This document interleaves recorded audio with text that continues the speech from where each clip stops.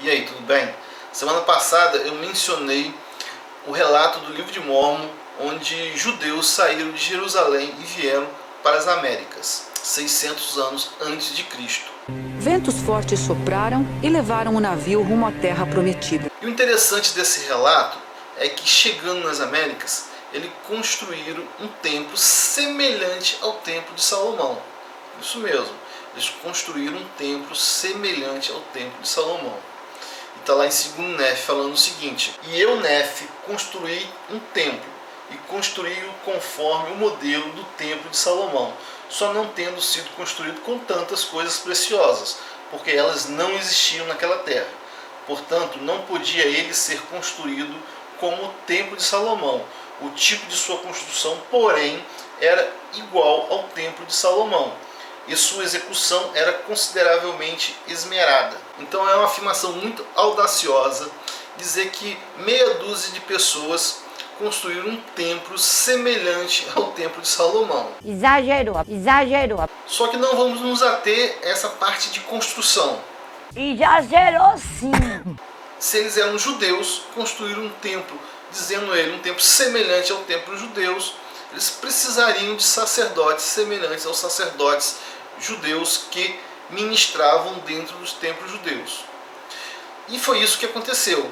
Nef fala que consagrou seus irmãos para serem sacerdotes e mestres daquele povo. Fala que eu te escuto. Aconteceu que eu, Nef, consagrei Jacó e José como sacerdotes e mestres na terra de meu povo. Então, qual é a credibilidade desse relato? Eu posso acreditar que judeus saíram de Jerusalém, vieram para as Américas e construíram um templo semelhante ao templo judeu e consagraram sacerdotes aqui nas Américas? Nem vivo nem morto. Então, antes da gente poder responder a uma questão dessa, a gente precisa conhecer a descendência dessa família. Quem eram esses judeus que vieram para as Américas?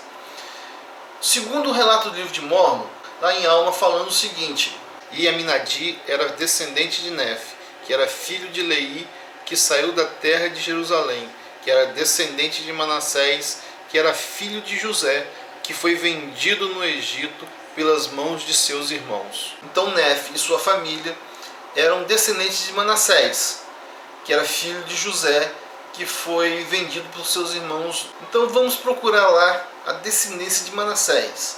Na Bíblia fala o seguinte: e nasceu a José 2 filhos, antes que viesse um ano de fome, que lhe deu a Zenate, filha de Potifera, sacerdote de On, e chamou José ao primogênito Manassés.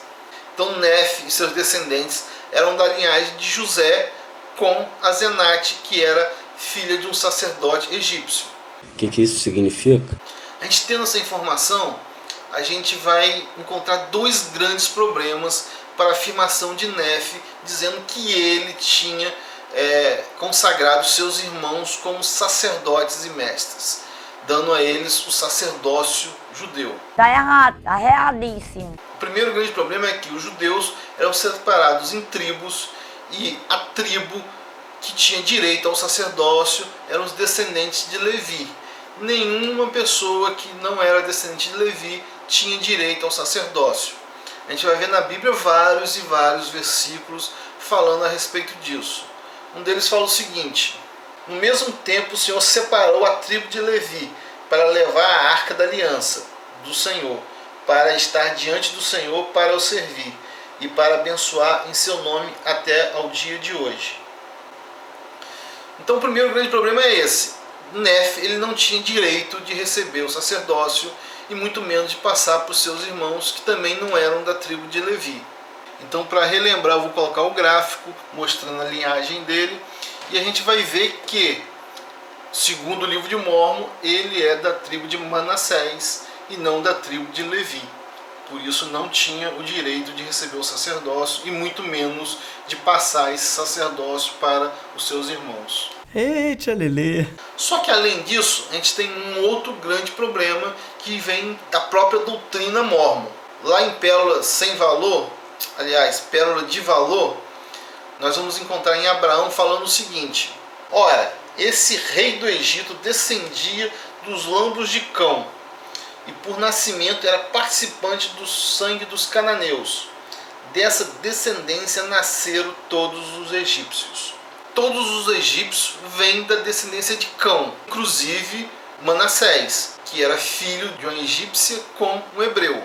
E o que a doutrina mórmon tem a falar dessa descendência egípcia? Vamos continuar. E assim se conservou o sangue dos cananeus na terra.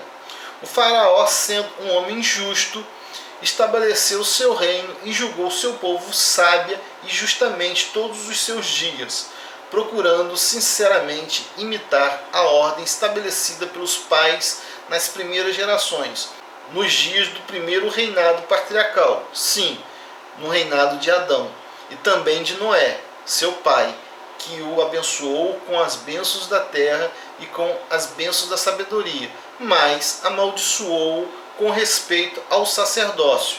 Então toda essa linhagem dos egípcios era amaldiçoada para o sacerdócio, inclusive o de Manassés, que também tinha descendência de Cão. Sendo o faraó dessa linhagem pela qual ele não tinha direito ao sacerdócio, então deixa bem claro que Faraó, mesmo sendo uma pessoa justa, tendo julgado sabiamente o seu povo toda a sua vida, ele era dessa linhagem, da linhagem egípcia, da linhagem de Cão, que não tinha direito ao sacerdócio e era amaldiçoado para o sacerdócio.